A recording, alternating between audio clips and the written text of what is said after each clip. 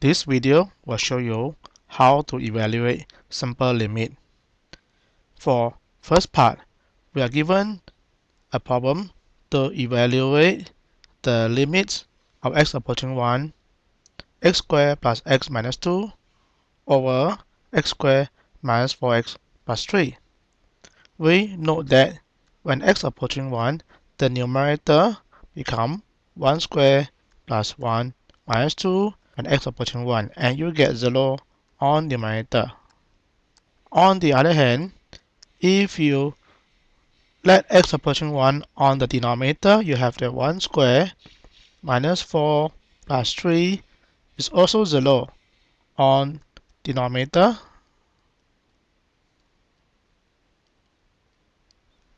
So you have a situation of numerator is 0, denominator is 0. 0 over 0. What is that equal to? Notice that since we cannot divide by 0, we have no answer for this. Now, to overcome this difficulty, you have to be extra careful. When we say x approaching 1, doesn't mean x equal to 1. It's just x near 1. So you can take it this way. Limit of x approaching 1, x squared plus x minus 2 can be factorized as x minus 1. Since you put x equal to 1, you get numerator equal to 0. So x minus 1 is the factor by the factor theorem. And then x plus 2 multiply. And then on the denominator, I have x minus 1, x minus 3. Now, since x is not equal to 1, it could be near 1 but not equal to 1, so we can cancel x minus 1 here since x minus 1 is not equal to 0. So this is the same as limit of x goes to 1, x plus 2 over x minus 3. And you find that when x approaching 1, numerator goes to 1 plus 2, denominator goes to 1 minus 3, which is 3 over minus 2, or minus 1.5. So the limit of this expression is minus 1.5 as x approaching 1. Let's look at another question. Question 7b. Find the limit of x approaching a. 1 over x minus 1 over a divided by x minus a.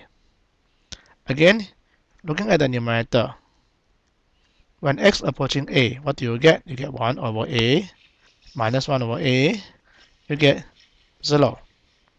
How about denominator? Also the same. When x approaching a, get a minus a, also 0. So you have a situation, numerator is 0, denominator also 0. And what is this equal to? Now this is not 1, right? As we know, we cannot divide by 0. So to overcome this, let's try to figure out, is there any factorization? So 1 over x minus 1 over a is what? Is taking common denominator, a times x, then a minus x over x minus a. Now, a minus x is equal to negative of x minus a, then divided by x minus a again.